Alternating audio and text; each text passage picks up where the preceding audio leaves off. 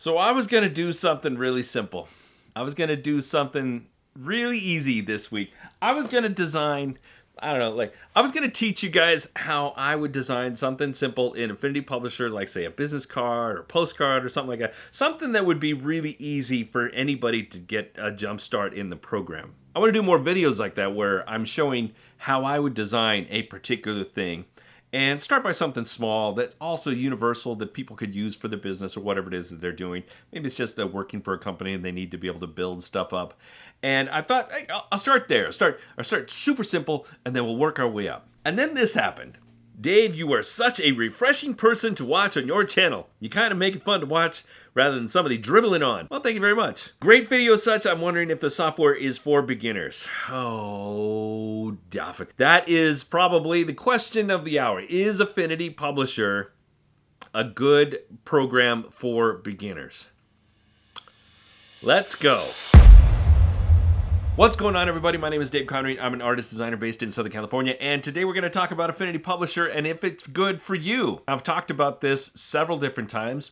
You can see all of those videos right there of why I think Affinity Publisher is a fantastic program, and it is perfect for anybody who is familiar with doing page layout or is familiar with doing other types of design programs and wants to move into page layout. It is a great, fantastic program. It's a perfectly adequate program for building pages. In fact, it's actually even more than adequate, and I would put it on par with InDesign any day of the week. Unless you are going into the really deep, robust stuff that InDesign can do. Other than those really super highly technical things that InDesign has kind of built into the program that are kind of a little excessive for most people, but for you and me, Affinity Publisher is a fantastic program. But are you going to be able to use it? Oh man, that's a tough question to ask. That is a tough question to answer because beginner is such a broad term. Do you have absolutely zero experience? Then Affinity Publisher is going to take some time. Can you use it? Yes. Will you have a learning curve? Absolutely. Is it going to be easy? Probably not. There's a thing about designing in general that people are not thinking about. They're only thinking about the software and not all of the elements that coincide with it to make something look really nice. Daffin goes on to say, I'm in charge of communications as a volunteer director and we are a charity housing company. I have to quickly produce our newsletters. Would this be suitable or might be able to suggest another piece of software? Regards in advance, stay safe, Daffin. Okay, so the parameters of the newsletter that you're building, I don't know anything about. Is it a 2-page, single-page layout? Is it multi-pages? Is it printed? Is it digital? These are all certain elements that I probably need to understand before I can adequately answer that. Let's just assume that what you mean is a multi-page document that is something that gets printed, then yes. Affinity Publisher is an adequate program and something that you definitely could use it to do the thing that you are trying to get it to do. Is it going to be easy for you? I don't know. I honestly don't know the answer to that question. I don't know what your skill level is, and so I'm not 100% sure if it's going to be something that's going to be time consuming for you to invest in to not get the result that you're looking for. So what I've decided to do today, and this is actually my second time creating this video because I actually did another version that completely was just like bonkers, long, and stupid. I actually designed an entire newsletter and I tried to walk all the way through it, and when I got to the very end and I was just bumping my head against certain things, I realized a couple things. Number one, I'm not as familiar with Affinity Publisher as I should be, especially when it comes to building things like that, but that's something I need to dive into more because I'm going to be doing stuff like that for myself anyway. Number two, I realized that, yeah, it's a pretty complicated program, and for all the different things that I would have to talk about in order to make that video valuable to you, well, it's more like that's a long form thing. It's something that's going to take multiple videos instead of just one video. But here's what I'm going to do. I'm going to build a newsletter template for you, Daffin. And for anybody else who's interested in it, I'm going to build that into Affinity Publisher. And I'm going to export that file and share it with you guys so that you can take that, use it in Affinity Publisher, and see what I did. Why would I do that? Well, it's, I don't know, goodwill. It's a free document for you guys so that you can build on for yourself. It's something that you can share. It's a learning tool.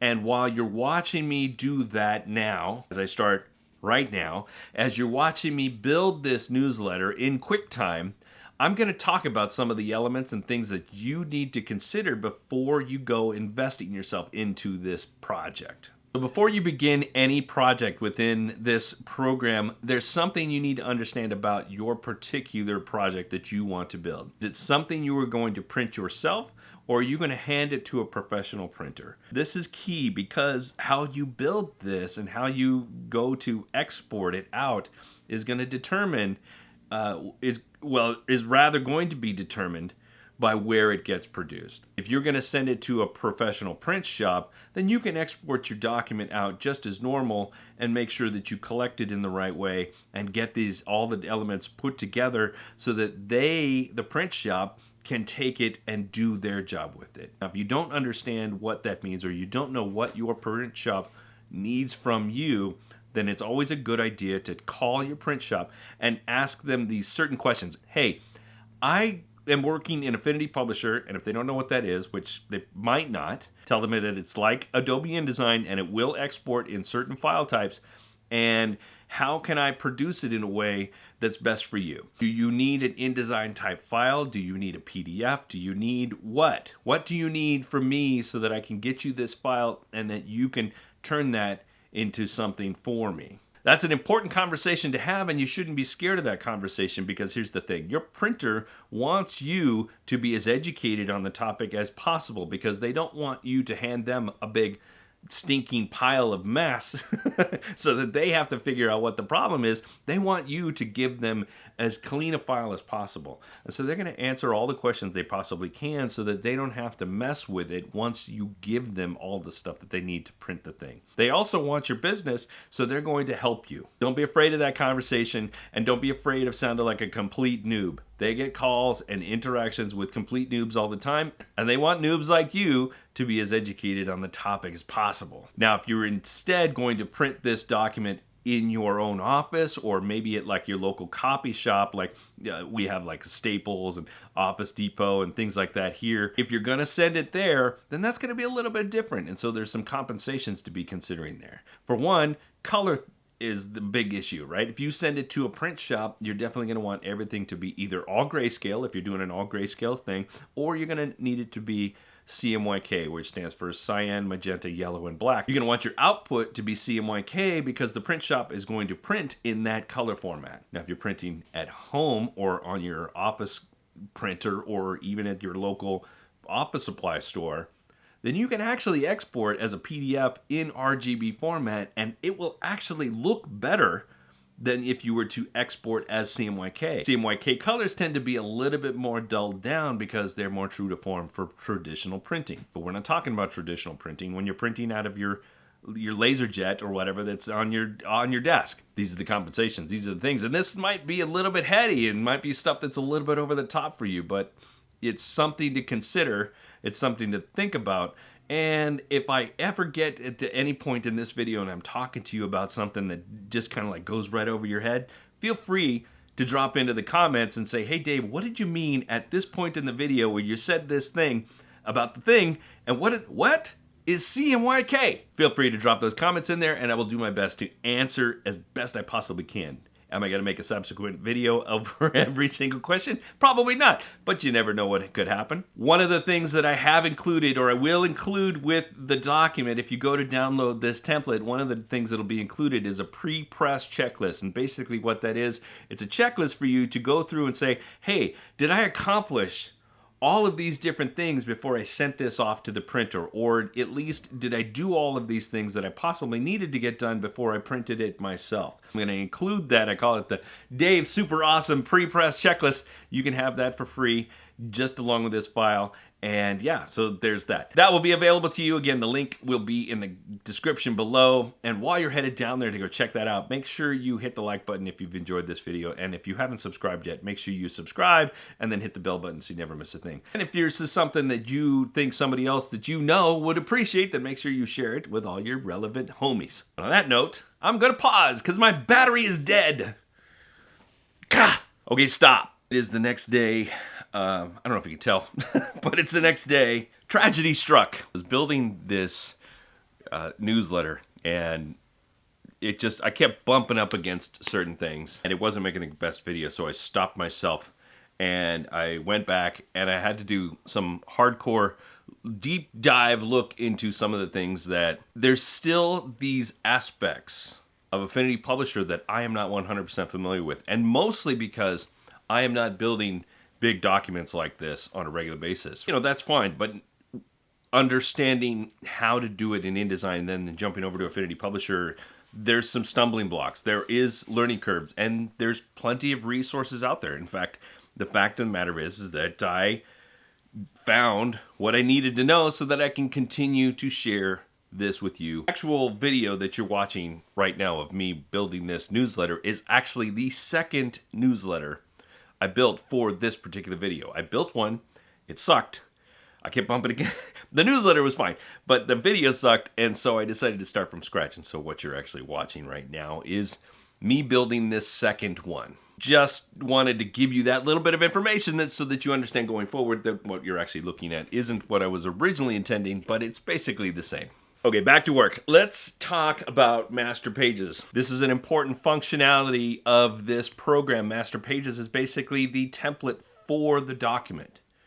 And you can have multiple master pages depending on how many pages you need that are different than others. The reason that you would have one master page is, say, for instance, you wanted something that repeated across all the pages that that master page was applied to. For instance, page numbers. You want page numbers on something, you put it on the master page, and then every page that has that master attributed to it will get those page numbers. Or if like you wanted to put your website on the bottom, or you had like a particular color stripe or something, anything like that. Or as simple as I've done here where I'm putting columns in a particular page, or I'm putting guides in there in a particular way, that will apply to that master and then any other place that the master is applied to. And then you can have a secondary master, or a third or fourth or 100th, and each one can have its own designation.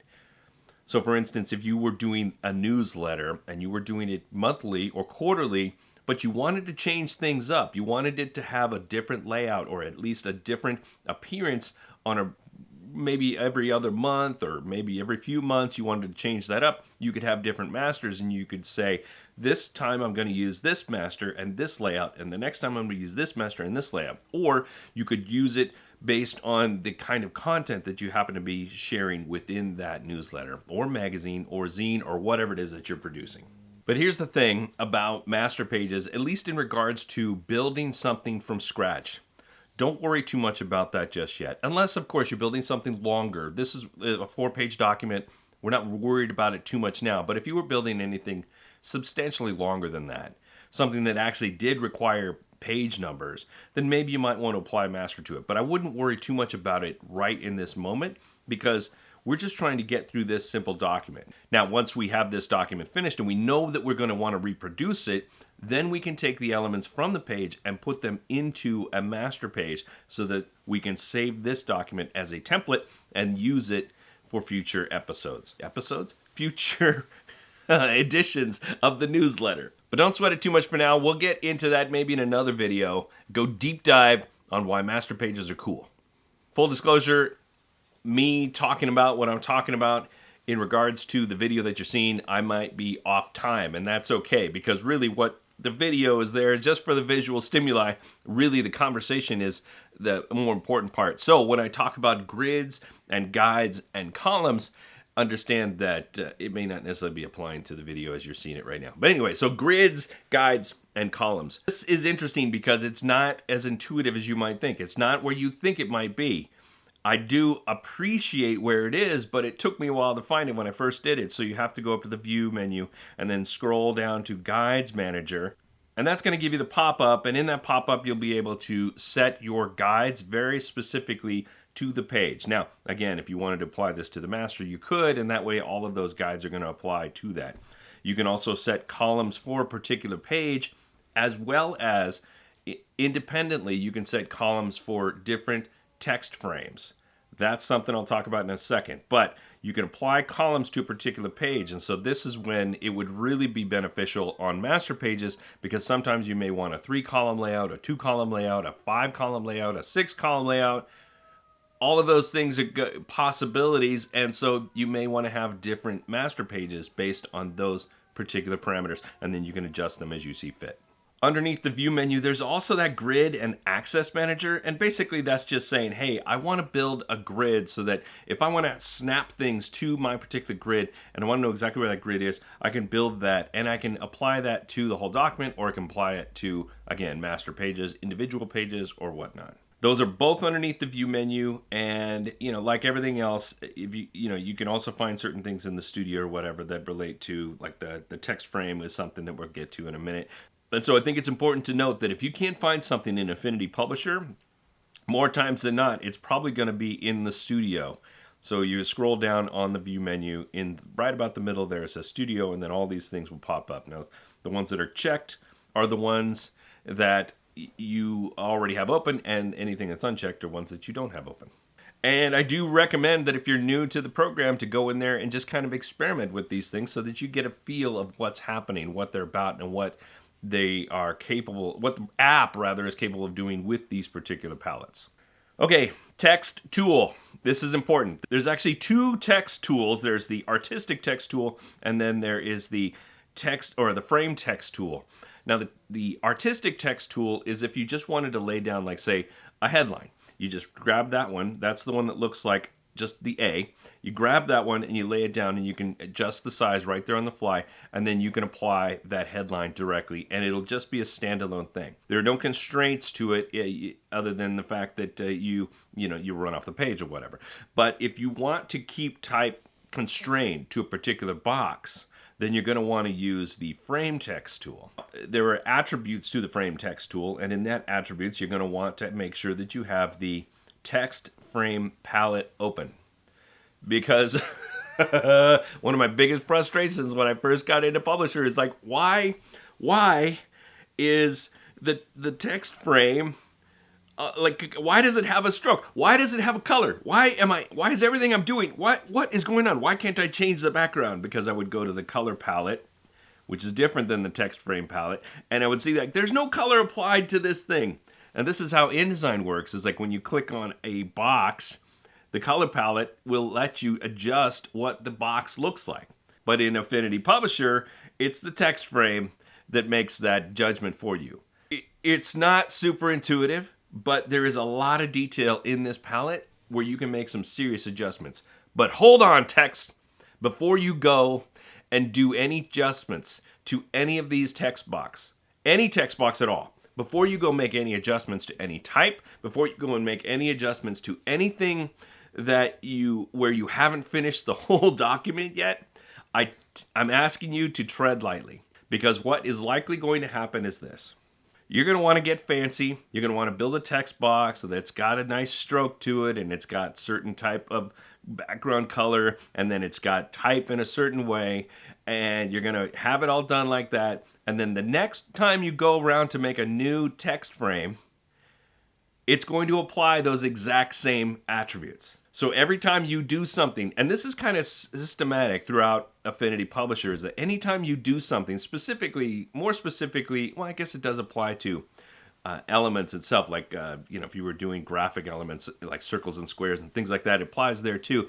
But anytime you apply something to like a text frame, and then you go to make another text frame, all those attributes are going to be the same. It's going to carry on the same amount of inset. It's going to carry on the same amount of columns. It's going to carry on the same font attributes within that last element that you used. And you may not want that. So what I recommend instead is just lay out everything as you would want it to be without having any kind of color or stroke or any attributes. I wouldn't even apply any text styles until you have the basics of the layout done, so that you can go in and pick all these things individually. So for instance, if you're going to have a 2-column layout with a third column where a sidebar like I have on this front page, or if you're going to have the one where it's some on the top and some on the bottom, get those elements just placed. Don't colorize them, don't stroke them, don't put any text style to them at all. Just get them there, and then fill it with the text if it doesn't already have text in it, and then go back and apply all of your styles. whether it's your text frame styles, your text styles, your paragraph styles, character styles, whatever.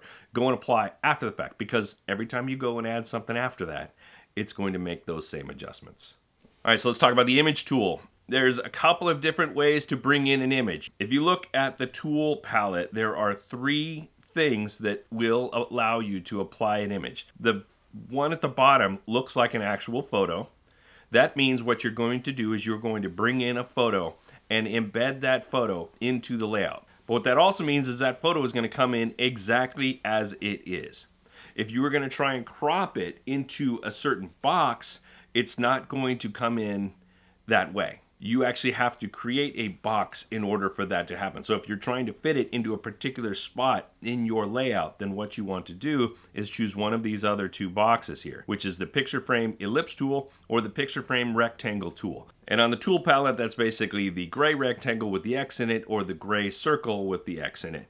And those will allow you to bring in those shapes and then drop in an image after the fact. And how you do that is you basically place. If you go to File and then Place or Command-Shift-M, that will place an image in there after you pick it. But what's important is that if you are trying to fit an image into a particular size, a particular constraint, you're going to want to use those as opposed to the Place Image tool. Now, importing text is essentially the same idea, except you are using a text frame. Bring in a text frame. You could place text without a text frame, but then it's just going to go all over the place. So I highly recommend that you have the text frame in place. Again, don't apply attributes yet.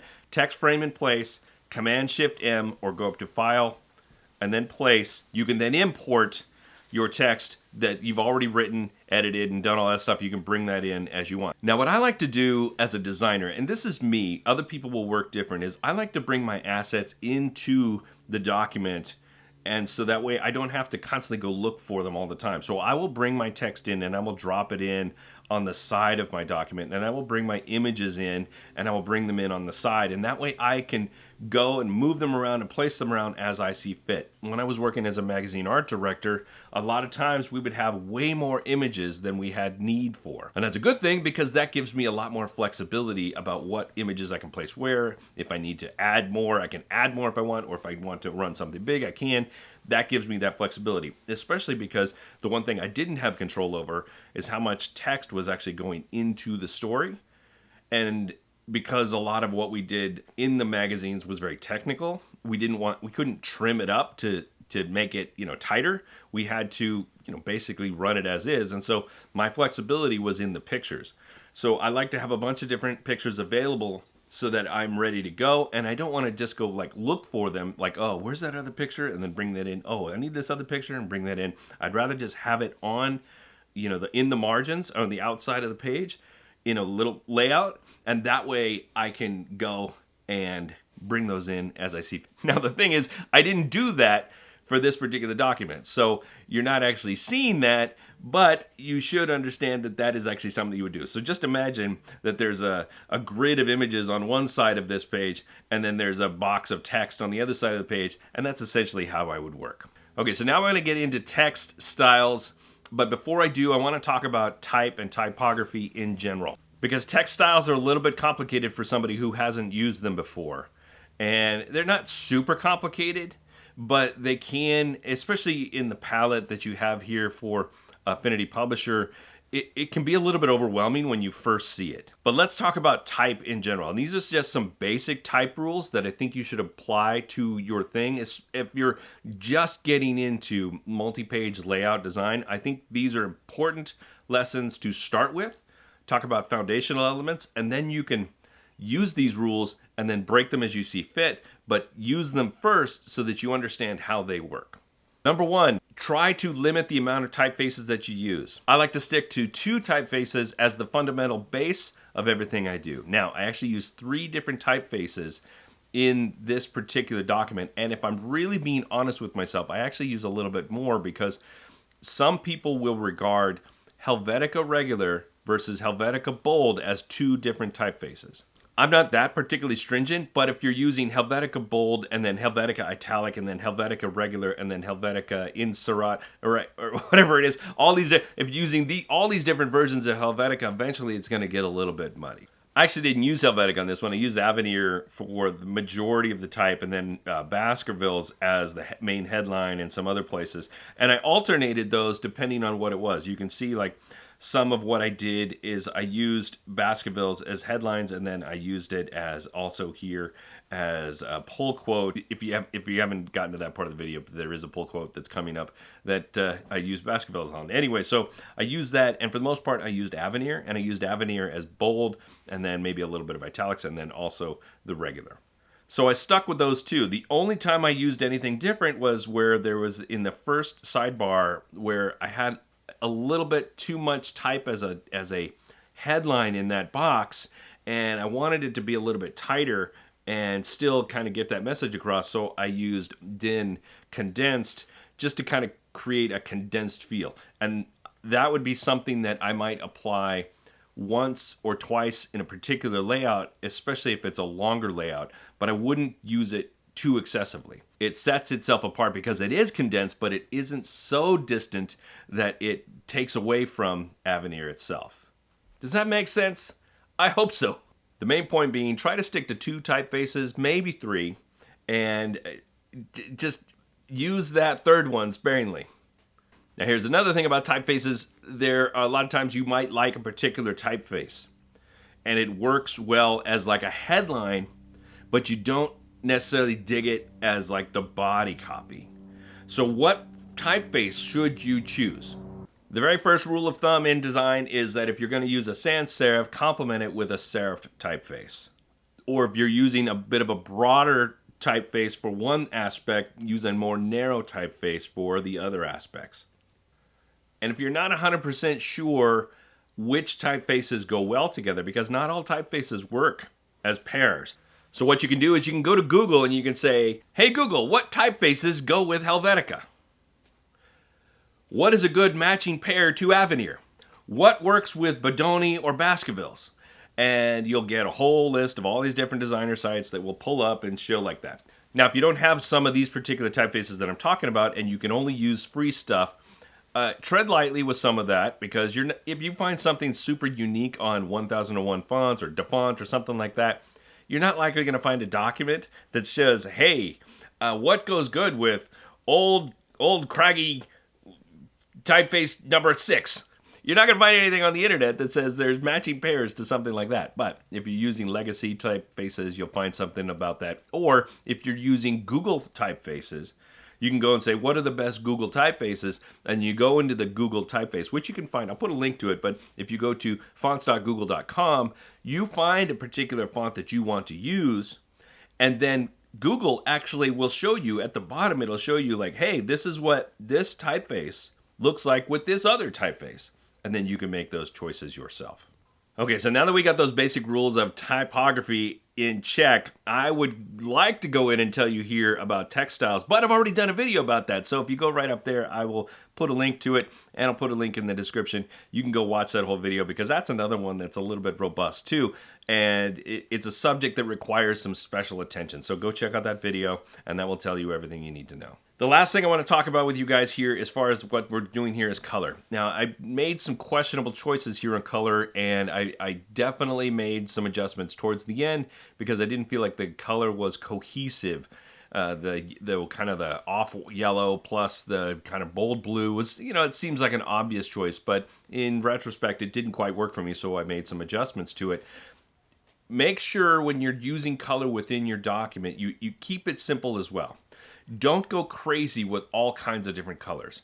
If you have a simple document like this where it's only 4 pages, I would keep your color palette really simple, like 2 main colors and maybe a third color as an accent.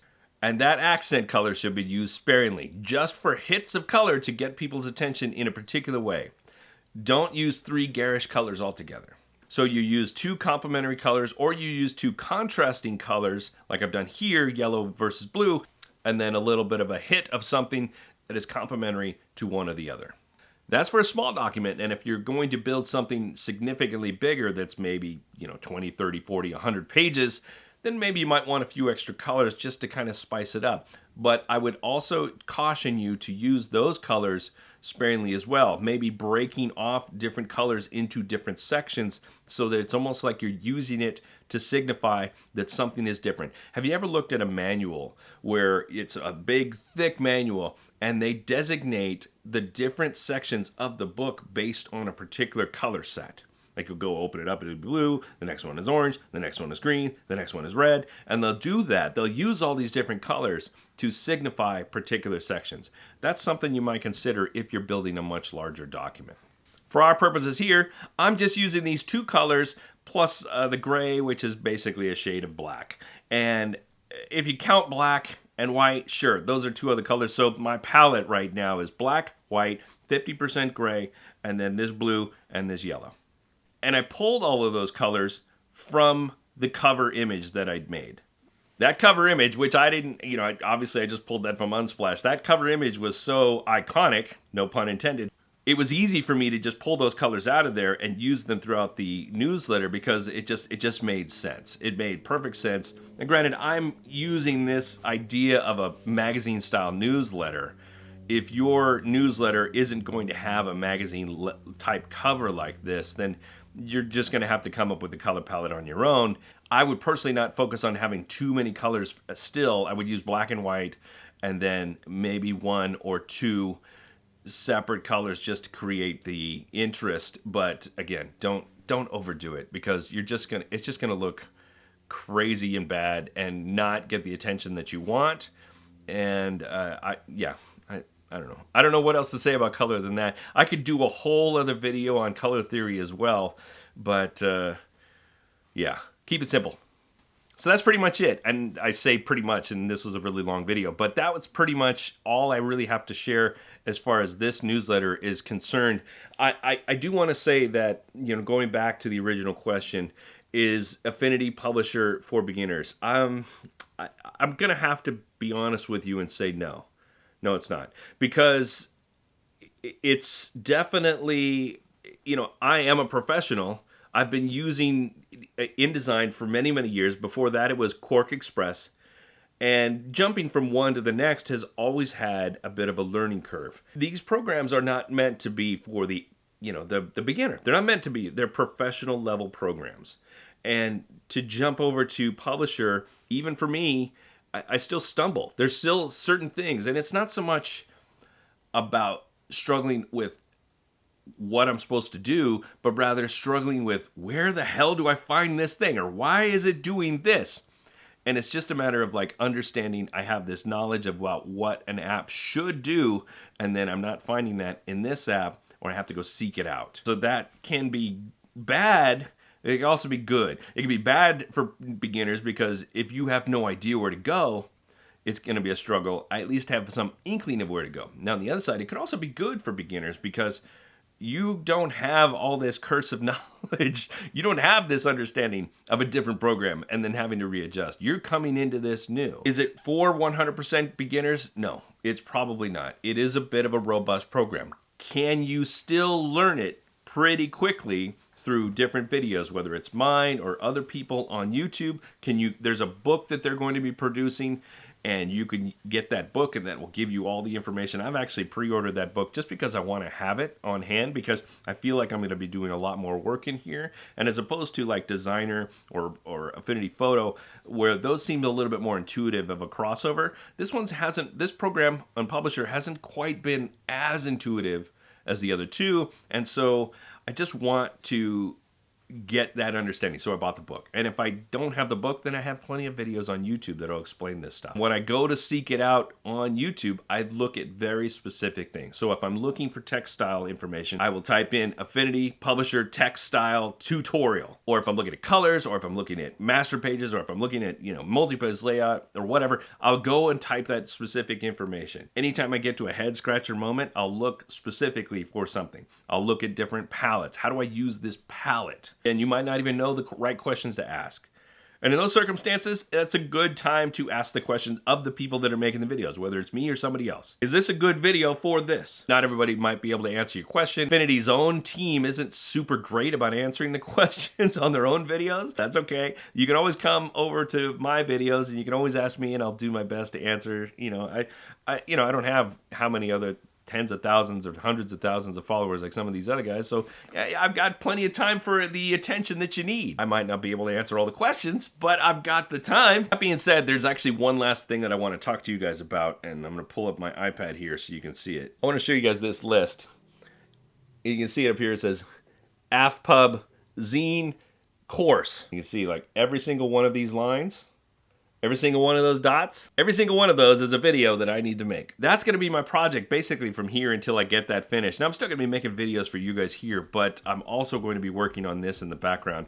This is something I've been wanting to build for a while, and when I look at my own analytics, I see that people are asking for Affinity Publisher magazine tutorial. So I figured, let's make a magazine tutorial, let's make a course and allow people to go super in depth with this topic and have all this stuff available. And it's going to be available, have it through my website, I also have a Teachable account. I'm going to have that available, but I just want to let you guys know that this is a thing now. And if you want updates about that information, the best way to do it is to go over to my website and then sign up for my newsletter, because I'm going to be talking about it throughout. I'm going to be making mention of it there. I'll also mention it here too. But if you want to do that, you can. As I said before, I'm going to give you this document, and all you got to do is go over to my website, join my newsletter, and I will give you a link to it. I'll give you this document. I'm going to give you the pre-press checklist, and you'll have all of that available to you. I'll package the whole thing up so that you can use it for your benefit. You can repurpose this layout if you want. You can just use it as a reference. You can do whatever you want with it. I give you free reign to do whatever you want with this particular layout. It's totally yours, and all you got to do is go join my newsletter and sign up for that. Again, link in the description. And in case you're interested, no, I don't go totally bananas with sending multiple emails all the time. I send out maybe once a week. I've actually missed a couple weeks. I send out maybe once a week, a couple times a month. So I don't blast you with everything. And a lot of times it's just me sharing information that I've come across or things that I've been thinking about as far as creativity and whatnot. So if you're interested in that, you can go check that out if you want, or not. It's totally up to you. But I have rambled on and on and on and on. I knew this was going to be a long one. And I hope you appreciate the energy here. And if anything I talked about went right over your head, if you have any questions about any of this stuff, please do me a favor and just write them down in the comments below, and I will do my best to answer them. And some of them may require something deeper dive.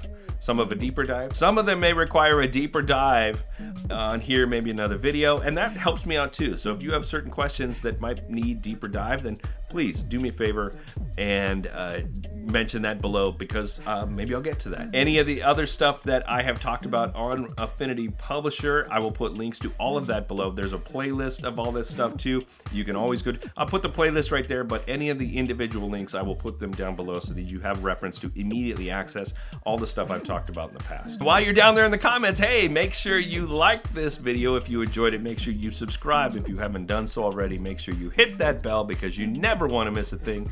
And if you feel like anybody that you know would enjoy this, well then share it with your homies. That's it, guys. I'm long-winded, out of breath, and my throat is dry. So I'm gonna go hydrate and then get to work on some of those videos. Remember, be good today, be better tomorrow. See ya.